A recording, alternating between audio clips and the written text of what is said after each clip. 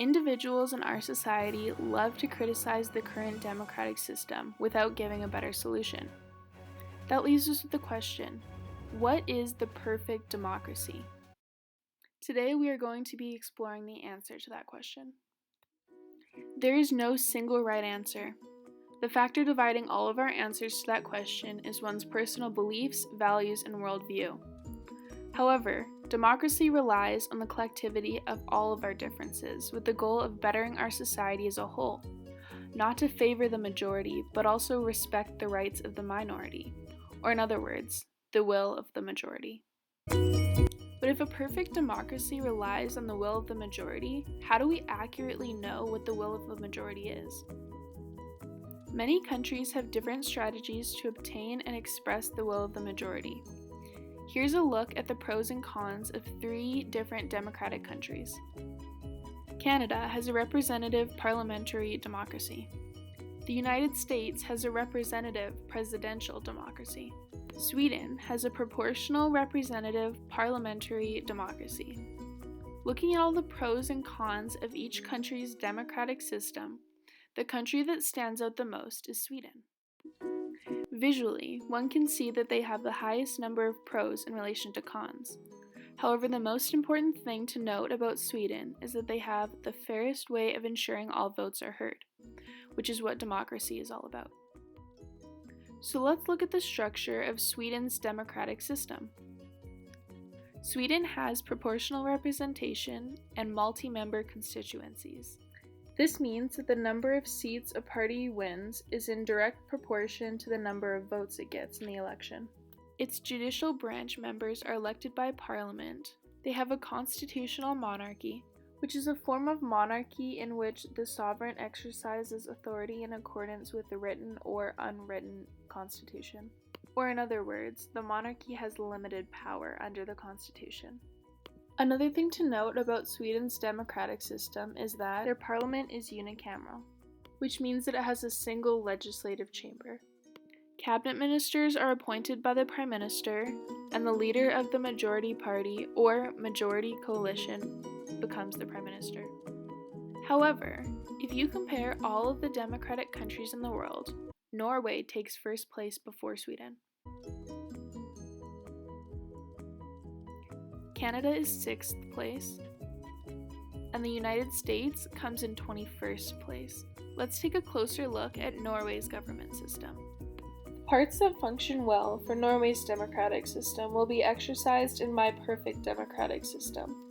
So we will be digging deep into what, how, and why these elements function well for Norway, and why they are superior to other countries.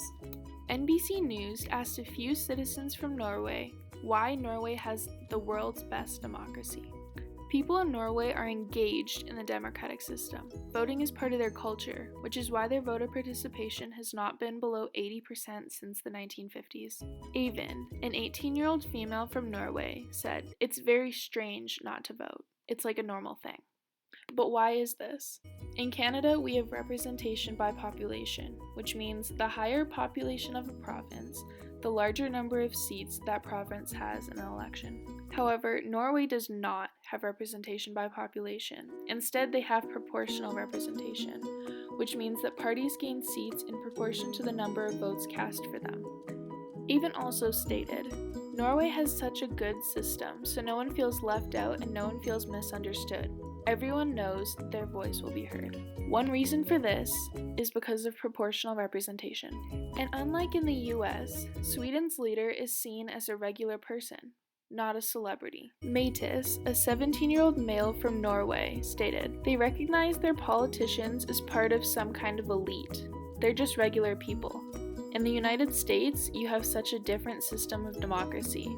There's a lot of money involved, and it's a lot about how big of a person you are, and if you're important or whatever."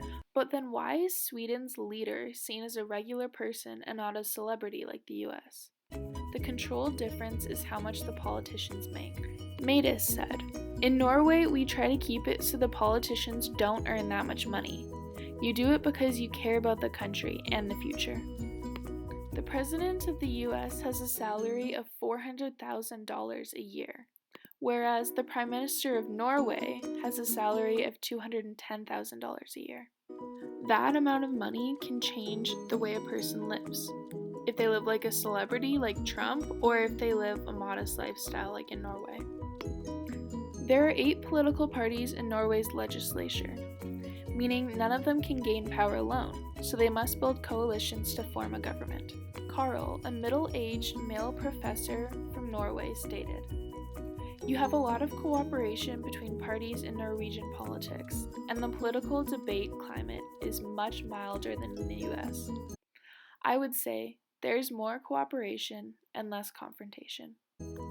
After looking at why Norway is ranked so highly on the global scale of democracy, we can begin to create the perfect democracy, using Norway as a base. However, Norway's system is not perfect. In order to create the perfect system, one must consider other systems. First, we will look at our knowledge of Sweden's democratic system, which I briefly went over previously. Sweden also has proportional representation. This is beneficial because it makes citizens feel like their voice is being heard, and no one's vote counts more than theirs. So citizens are more likely to vote, which means we get a more accurate look at the will of majority. So now let's put all of our knowledge together to create the ultimate perfect democracy. After looking at 4 different democratic countries, we can see that Norway and Sweden have the best democracies. So it would only make sense to use aspects from each of those to create the perfect democracy. In Norway, people are engaged in the democratic system. This is because of proportional representation. Everyone feels like their vote counts. Another reason is because citizens are automatically registered to vote, which makes it much easier for people to vote. So in the perfect democracy, people will be engaged in the democratic system to ensure an accurate will of the majority.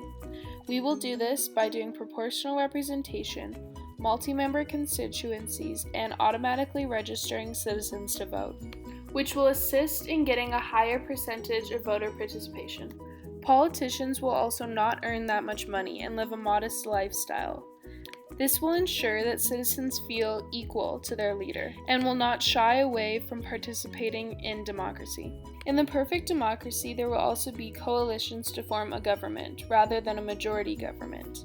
Although one of the concerns about coalition governments is instability, coalition governments force political parties to cooperate, reducing the dominance of any one party within that coalition. And like Sweden, judicial branch members will be elected by parliament. To ensure justice, it will consist of 3 judicial bodies: the Court of Justice, the General Court, and the Civil Service. Parliament will also be unicameral instead of bicameral. Although bicameral systems provide checks and balances to prevent potential abuses of power, it can also lead to a gridlock that makes the passage of laws difficult. To ensure efficiency in the perfect democracy, we will have a unicameral system to prevent political gridlock. Parliament will have 349 members, just like Sweden. There will also be responsible government to ensure the accountability of the executive branch. And there will not be fixed terms in office to ensure the accountability of elected officials. There will also be a constitutional monarchy which offers more security and stability than other forms of government. She or he will be known as the Governor General and will be able to represent the country internationally. This person will be official head of state, but also allows for political change, since the constitutional monarchy does not have that much power, realistically. The cabinet ministers will be appointed by the Prime Minister, and the leader of the majority coalition will become Prime Minister. The Prime Minister will be official head of government. This will support cooperation over confrontation because party members must work together. And because there will be coalition governments, there will be less room for authoritarianism, since one single party cannot dominate. Coalition governments also represent more people's views in politics. This relates back to a higher number of voter participation. An additional way to ensure accountability within government will be to separate the executive and legislative branch, so they can veto legislation passed by Parliament. When one puts all of these aspects together, they can get an accurate look at the will of the majority. which is what a perfect democracy is all about.